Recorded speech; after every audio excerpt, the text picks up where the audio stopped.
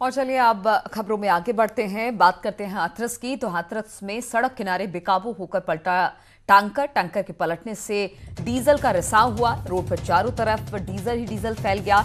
Diesel को लूटने के लिए वहां पर अफरा तफरी मच गई। लोग वहां पर पहुंचने लगे। मौके पर पहुंची पुलिस ने हालात को संभाला है और ये पूरी घटना कोतवाली हाथरस गेट इलाके की बताई जा रही है। तस्वीरें आप देख सकते हैं किस तरह से टैंकर पलटा है, उसमें से डीजल गिरा और फिर इसे लूटने के लिए वहां भीड़ सी लग गई। जिसके हाथ में जो बर्तन लगा वो लेकर पहुंचा। हालांकि बाद में पुलिस को इस बात की सूचना मिली।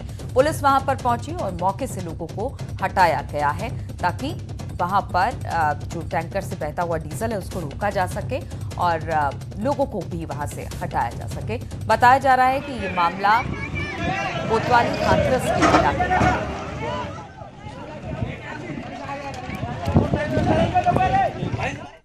और हादसे हमेशा दुख देते हैं, लेकिन आज एक हादसा ऐसा हुआ जिसे देखकर आप भी कहेंगे कि भगवान ने ऐसा क्यों किया। दरअसल लॉकडाउन के दौरान लखनऊ में फंसे पति पत्नी अपने 2 मासूम बच्चों के साथ साइकिल से छत्तीसगढ़ जा रहे थे। जैसे वो शहीद पथ पर पहुंचे, पीछे से अज्ञात वाहन ने टक्कर मार दी, जिसमें दोनों पति पत्नी की मौत हो गई और दोनों मासूम घायल हो गए। ये दंपत्ति जानकीपुरम में रहकर मजदूरी करते थे और इनकी मौत के बाद दोनों बच्चे अनाथ हो गए।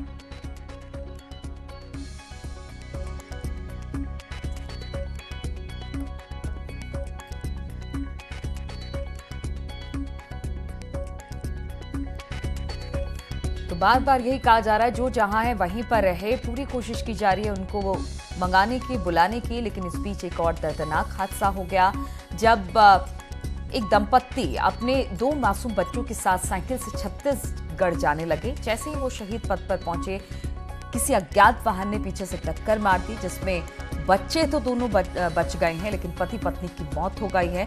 अब इनकी मौत के बाद ये दोनों बच्चे अनाथ हो गए हैं।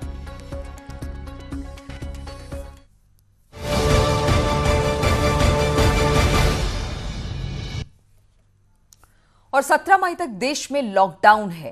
तब तक 56,000 से ज्यादा कोरोना के केस भी सामने आ चुके हैं। लॉकडाउन में लोगों की लापरवाही थमने का नाम नहीं ले रही है। शराब की दुकानों पर सोशल डिस्टेंसिंग की धज्जियां उड़ता देख रेड जोन में सड़कों पर लोगों की बढ़ती चहलकदमी को देखते हुए कोरोना की रोकथाम पर अब सवाल उठने लगे हैं। All India institute of medical sciences यानी दिल्ली एम्स के डायरेक्टर रणदीप गुलेरिया ने भी डराने वाले आंकड़े दिए हैं। गुलेरिया का मानना है कि जून और जुलाई के महीने में कोरोना का संक्रमण अपने चरम पर होगा और इन महीनों में सबसे ज्यादा केस सामने आ सकते हैं।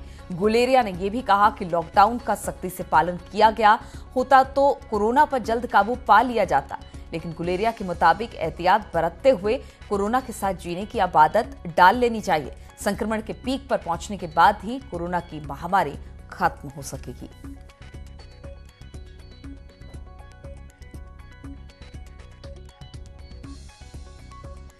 हमारे साथ एम्स के डायरेक्टर रणदीप गुलेरिया जी हैं। सर, जिस तरह से केसेस आ रहे हैं सामने, लग रहा था कि जो कर्व है वो फ्लैटन हो जाएगा, लेकिन अभी तो और ज़्यादा केसेस आ रहे हैं। मतलब कब तक पीक आने वाला है? तो ये जो हमारे पास ज़्यादा केसेस आ रहे हैं, इसको ठीक ठाक से समझने की ज़रूरत है।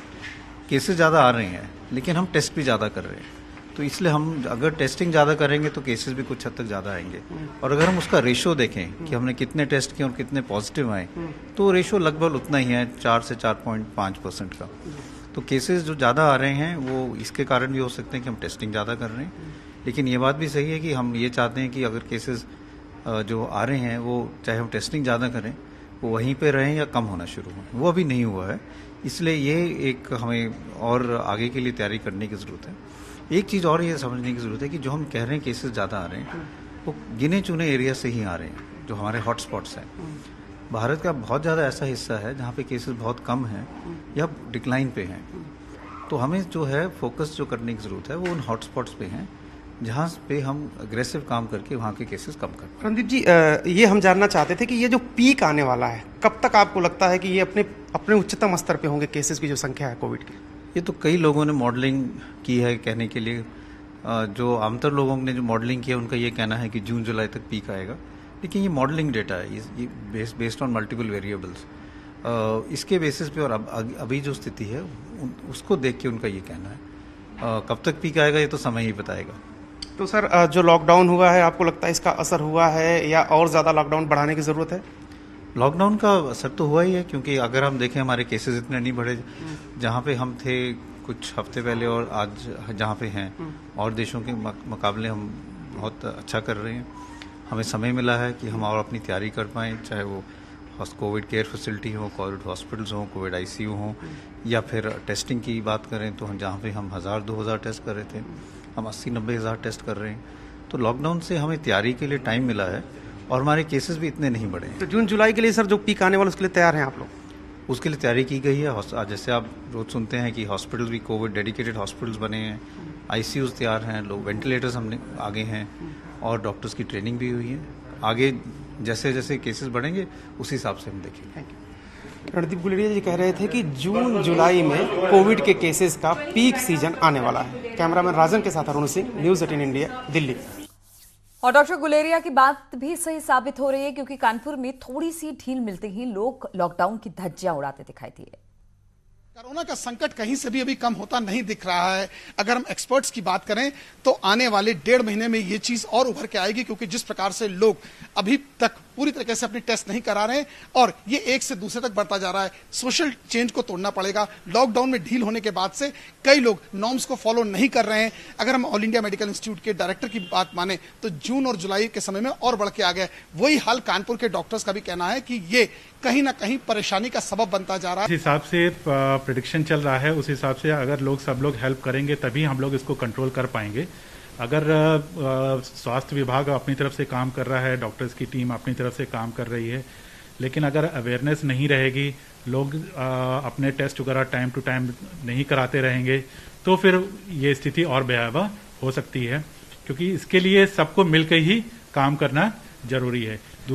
जब लॉकडाउन में छूट देंगे तो बट ऑब्वियस है लोग बाहर निकलेंगे और एक दूसरे से ट्रांसफर होने के चांसेस बढ़ते ही हैं। उसी को देखते हुए जो लोग कुछ डॉक्टर्स ये प्रेडिक्ट कर रहे हैं, ये हो सकता है जून जुलाई तक भी नंबर इसके बढ़ सकते हैं। लेकिन अगर जैसे हम लोगों ने लॉकडाउन के अंदर शहर के अंदर घरों में ही रहे, स्वास्थ्य महकमे के लिए, क्योंकि जिस प्रकार से कानपुर में आंकड़ा 300 को छू चुका है और 6 मौतें हो चुकी हैं, रोज नए नए केसेस सामने उभर के आ रहे हैं, लोग अभी भी प्रिकॉशंस पूरी तरीके से नहीं ले रहे हैं, जो कहीं ना कहीं चिंता का विषय है। और आने वाले समय में स्थिति कहीं ना कहीं और भयावह होती दिख रही है। विजिलेंस आशीष पांडे के साथ अमित गंजू, न्यूज़ 18 कानपुर। तो एम्स के डायरेक्टर गुलेरिया ने ऐसी आशंका इसलिए जताई क्योंकि लॉकडाउन 17 मई तक है, लेकिन रेड जोन में भी लोगों की चहलकदमी कम नहीं हो रही है। ऐसा ही नजारा आज दिखा गाजियाबाद और दिल्ली यूपी बॉर्डर पर। इस समय गाजियाबाद के यूपी गेट पर हूं। आप देख सकते हैं ये बॉर्डरों पर सघन चेकिंग की जा रही है, लेकिन तमाम जो लोग हैं जो पैदल भी जा रहे हैं उनकी भी दिल्ली पुलिस जांच कर रही है, क्योंकि तमाम जो ऐसे लोग हैं जो फिलहाल बॉर्डर क्रॉस कर रहे हैं उन तमाम गाड़ियों की सघन चेकिंग की जा रही है। लेकिन अब उस चेकिंग का जो दायरा है वो बढ़ा दिया गया है, क्योंकि इस दायरे में उन तमाम गाड़ियों को भी चेक किया जा रहा है जिनके पास वैलिड पास है, और उन तमाम लोगों को चेक किया जा रहा है कि क्या आपके पास पास है या नहीं है। जो बीमार लोग हैं उनको भी रोका जा रहा है, जिनके पास देखिए इनके पास फिलहाल पास अभी नहीं है, इसलिए इनको पुलिस ने रोक दिया है, जाने नहीं दिया जा रहा है। और पुलिस तमाम जो लोगों के जो पासेज हैं उनको चेक कर रही है। जो तमाम लोग हैं आप देख सकते हैं कि फिलहाल इनके पास वैलिड पास नहीं था, जिसके बाद इनको वापस भेजा जा रहा है। कहीं ना कहीं लोगों के पास जो वैलिड पास है उन्हीं को फिलहाल दिल्ली में एंट्री की जा रही है। जो चेकिंग हो रही है वो भी सघन है। देख सकते हैं कि दिल्ली पुलिस के जो जवान हैं वो 24 घंटे फिलहाल माना जाए तो जो दायरा है जांच करने का वो बढ़ा दिया गया है। बॉर्डर्स पे सघन चेकिंग की जा रही है। देख सकते हैं कि जिनके पास वैलिड पास नहीं है, दिल्ली पुलिस के जो जवान हैं वो उनको रोक रहे हैं, उनसे पूछताछ की जा रही है कि क्या आपके पास पर्याप्त पास है या नहीं है। ये फिलहाल अब जो चौकसी है वो बॉर्डर पर बढ़ा दी गई है। इस चौकसी की वजह यही है कि जो तमाम प्रवासी जो मजदूर हैं वो पैदल जा रहे हैं, उन तमाम गाड़ियों की भी चेकिंग की जा रही है। तो ऐसे में सुरक्षा जो है वो बेहद जरूरी है, और ऐसे में दिल्ली से या गाजियाबाद से दिल्ली में आने में अब तमाम लोगों की जो सघन चेकिंग है उसमें ज्यादा से ज्यादा सख्ती बरत दी गई है। कैमरामैन योगी के साथ सुशील पांडे, न्यूज़ 18। और नोएडा सेक्टर 88 की सब्जी मंडी में सैकड़ों की संख्या में लोग खरीदारी के लिए जुटे, लेकिन ना तो किसी ने सोशल डिस्टेंसिंग के नियमों का पालन किया और ना ही इसको लेकर कोई खास फिक्रमंद लोग नजर आए। तस्वीरों में आप देख सकते हैं कि कैसे बिल्कुल पास खड़े हैं, खरीदारी कर रहे हैं और क्या खरीदार और क्या सब्जी विक्रेता, सबका वही हाल। हर कोई एक दूसरे से बेहद कम दूरी पर खड़ा दिखाई दिया। हालांकि मंडी कमेटी का दावा है कि प्रबंधन ने काफी हद तक भीड़ पर काबू पाने में कामयाबी हासिल की है।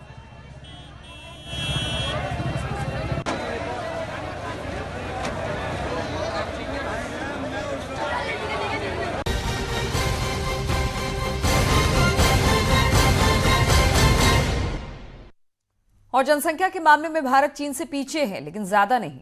इस वक्त चीन की जनसंख्या 142 करोड़ है, जबकि भारत की 130 करोड़। तो देखा जाए तो दोनों में ज्यादा फासला नहीं है। ऐसे में अब यूनिसेफ ने एक बड़ा खुलासा किया है जो हमारी जनसंख्या पर भारी असर डालेगा।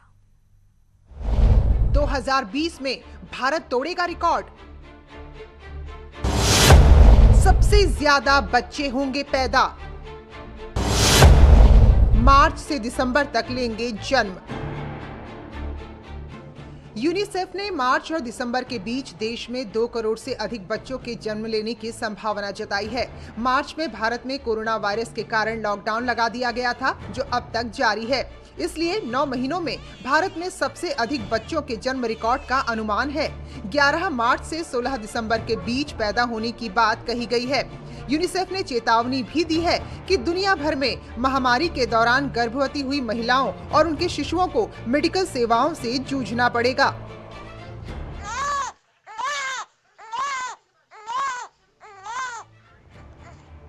यूनिसेफ ने कहा है कि कोरोना वायरस महामारी के बीच पूरी दुनिया में 116 मिलियन बच्चे पैदा होंगे। अनुमान है कि मार्च से दिसंबर 2020 के दौरान भारत में 2 करोड़ बच्चों का जन्म होगा। महामारी घोषित होने के बाद मार्च से दिसंबर इन 9 महीनों में सबसे ज्यादा बच्चे भारत में जन्म ले सकते हैं।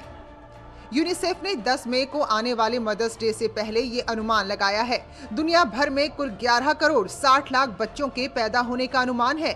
इसमें अकेले भारत में 2 करोड़ 10 लाख, जबकि चीन में 1 करोड़ 35 लाख बच्चों के जन्म लेने का अनुमान है। यूनिसेफ ने कहा है कि कोरोना संक्रमण की वजह से मां और बच्चे को जिंदगी की कठोर सच्चाई का सामना करना पड़ सकता है। नाइजीरिया में 60,40,000, पाकिस्तान में 50 लाख और इंडोनेशिया में 40 लाख बच्चे पैदा होंगे। तो इन तमाम खबरों के साथ इस बुलेटिन में फिलहाल इतना है।